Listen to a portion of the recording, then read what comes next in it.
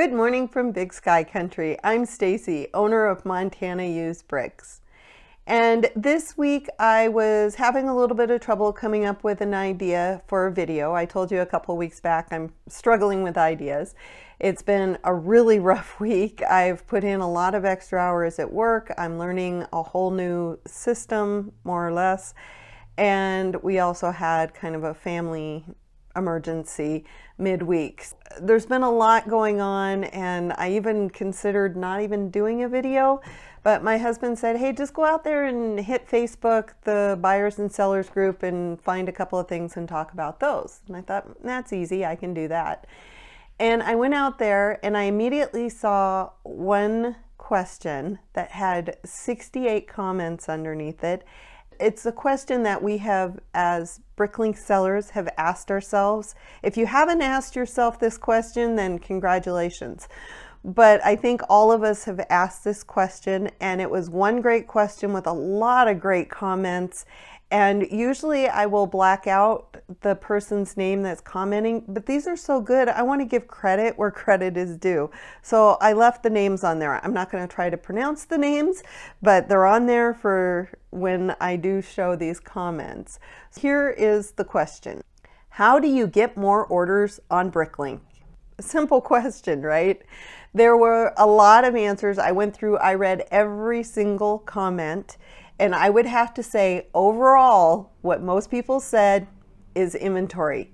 Inventory, inventory, inventory, and then add some more inventory. That's pretty much a given. The more you have in stock, the more likely you are to get sales. The other thing that people mentioned were lots. You want to have a diversity of lots. I'm not saying have the same piece listed 100 times. We've seen that in several stores. I'm talking about actually having unique, rare, just a whole variety of lots. Add those sticker parts, add the minifigure body parts, do whatever you can to bulk up your lots, because you're going to bring people into your store with the more lots you have. Yes, you want a lot of parts, especially the stuff that people are buying in bulk, like bricks and plates. Definitely want to have a lot of those. Friction black pins, gotta have those on stock for those people that are building their Technic sets. So there are things that you can bulk up on that you are most likely going to sell. I totally agree with this. Just add more inventory. This month has been kind of hit or miss, but like I said, we've had a lot of changes at work, so I'm focusing on my day job a lot more. We now have a family situation going on that we're also dealing with. So we haven't been putting a lot of effort into bulking up our inventory or looking at maybe having a sale. We haven't done any of that. We're just letting the store pretty much run itself at this point. If we get an order, we process it, we get it out like we normally do, but we're not putting a lot into inventory. Once we do want to start getting those sales, I'm going to start hitting the inventory because I know that's what's going to bring people in. The next thing that was mentioned quite a bit were sales, and I mentioned this just briefly a second ago. Just lower the price of your parts. Have a sale for 10% off or 20% off, or just pick a category and put that category on sale. Before Bionicle became such a hot seller, I would have all these Bionicle parts, so that's what I would put on sale were my Bionicle parts, and they would just fly off the shelf. You got to find stuff in your store that you might have a lot of. Wheels and tires are always a great sale. I had an Airland Sea sale, so I was selling anything that had to do with airline parts or vehicles or boats, and I sold a ton of parts when I did that. So have some fun with it. Make up your own sale. Maybe you have a birthday that weekend. Say you're having a birthday sale and put different products on sale. And you can advertise those sales in the Bricklink forums, and a lot of buyers will hit that to see which stores are having sales. Just something to think about. Because like one of the comments said, I get a few orders a day, but if I slap a 20% sale on the orders come flowing in, you got to constantly add stuff. So we're right back to that inventory. It's like you might have a sale, but continue to add. So the next thing that came up quite a bit was competitive pricing, reasonable pricing. Don't overprice your items, because a lot of people are looking for those competitive prices. They don't want to have to pay more in your store what they can get for less in another store. So try to keep the prices as competitive. Obviously, if you have that rare, unique part, go ahead, sell it for whatever you want. But when you're looking at just average, normal, everyday parts that people can get in any store, you want to keep those prices competitive. And one of the comments was this: I checked out your store and spot checked about 5 items. Your prices are really high, like 50% above the 6-month average high. That works for some very large sellers, but it seems like it's not working for you. 6-month average is the going rate for your parts. What service or benefit are you offering buyers to give them a reason to pay a higher price? And someone commented below that also depends on what inventory is within your country though. People will pay more if they know it will be less shipping. And the person that originally posted said, thank you for your assessment. It was accurate. So we downloaded the entire inventory to Brickstore and restored it to the 6-month average, then uploaded it back to Bricklink. We were able to fix several discrepancies. This was very helpful. The original poster probably didn't realize that some of his items were way over cost. Downloading to Brickstore is a good way to kind of check that you're still at that 6-month average. I don't do this, but I really should, because we have a lot of stuff in ours that have probably prices that are way lower than other places because we haven't raised them, but we also probably have parts that are selling higher than what they should. So it's something that we definitely need to take a look at. And we do spot check every now and then. If we have to go in and adjust the inventory count, then we always check the price to make sure that the price is competitive at that 6-month average. One of the other things that was mentioned quite a bit is shipping costs. And I'd like to read to you this comment that was mentioning the shipping. Good service and shipping when I'm looking to buy parts. I always look at store terms. I recently placed an order, asked for the cheapest shipping, got charged $13.50 priority mail. They shipped padded flat rate for $8.10. Needless to say, I won't be ordering from them again. And that's the thing. You really want to keep your shipping costs low if at all possible. You can pad it a little bit for handling costs, packaging, but you have to keep in mind that a lot of the people that are buying from your store are people who have stores or are familiar with how stores are ran.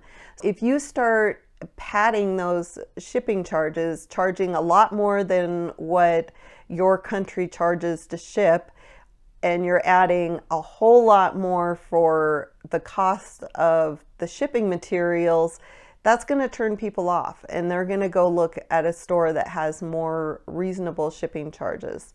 I try to be as true to the shipping charges as I can. I have had instances, in fact, just I think this month, somebody had done a manual invoice. I had charged them for a flat rate box, but then I realized, oh wait, his order will fit in a padded envelope, so I refunded the shipping charges, the difference between the two. It's important as a seller to realize that you are most likely selling to other sellers, and they're going to know. So don't be doing stuff like that. The other thing I saw a couple of times on here, which I'm surprised didn't actually come up more often, inventory and lots is what I saw a lot, but customer service. Good customer service. And here's a comment that I agreed with. Don't complicate buying process by adding obstacles like minimum average lot, invoice fee, packing fee, and stupendous minimum order. Offer no frill shipping option. I don't need fancy packaging. And this person said, absolutely agree. Stores with average lot and other hoops to jump through drive me crazy. A lot of this you might think, well, what does that have to do with customer service? This to me is customer service in a nutshell. You want to make the buying process as easy as possible, as nice as possible. You want to go out of your way to be as friendly as you can if there's some kind of issue or if the buyer isn't happy. Don't retaliate in any way. Customer service can be hard. I understand that. I've worked retail. I've been doing this online for quite a while now, and at times it can be difficult. But if you're nice to people, they're going to come back, and they're going to come back quite a few times. I have a lot of repeat buyers. That's a majority of my larger sales are to my repeat buyers. And this is because I have gone out of my way to fix mistakes, to work with them, and to try to give them the best quality used parts I can. Customer service is all about treating the customer as you would want to be treated, and that's all there is to it. If you like to be treated badly, then I guess you could go ahead and treat them badly, but don't expect a lot of sales. Something that was mentioned, I think only in one of the comments that I saw, was be concise with your terms and conditions. State exactly how you package things, how you handle your ordering process, how quick you're going to get the packages out, because then people are more likely to buy in your store if they know what to expect. If you don't have any terms and conditions, a lot of times people will look at that and think, I don't know how this is going to turn out. Maybe I'll check with another store before I'll buy from them. So at least put something in your terms and conditions to let people know what you're doing. Most of these things that I brought up today, I have done videos on. I'm pretty sure that I have covered every one of these topics in one of my videos in the last year and a half. So feel free to scroll through my playlist to see some of these topics, because I know I've discussed some of this stuff for an entire episode. Everything that is mentioned here is the backbone to running a good Bricklink store. And if you run a good store, you're going to get those orders, you're going to get those repeat buyers, and you're going to have a great business. Here are a couple of, I would call, good advice. This pretty much sums it up, other than the add inventory, add inventory, add inventory. Lower your prices, offer free shipping, quality control your orders, ship fast, incentivize repeat purchases with discounts. And I would like to think that I do most, if not all of these. I do send out coupons to my repeat buyers. It's not something that I advertise in my store, but it is something I do. So anytime a repeat buyer comes back to my store, I send them a 10% coupon. The next time they come back, they can get that 10% off. And in this next comment, I read this and I thought, man, I could have written this, because this is exactly how I feel. Great customer service every time. If you're a new seller, I suggest start with lower or lowest prices depending on item and rarity, of course. You want your store name to be on the first page of search if you're a new seller to get more feedback. Once you get to a certain point, you don't need to be the lowest prices. Also, make your orders memorable and try to build repeat buyers. I give out coupons regularly to all buyers who leave feedback. When you build a good repeat buyer group, the orders keep coming in. And that pretty much sums it up there. There were some other advice, but I'm not sure if it's advice you want to take or just enjoy. And I'm going to just put that up here, and I'm going to let you guys read these because they're enjoyable, but maybe not something you want to try.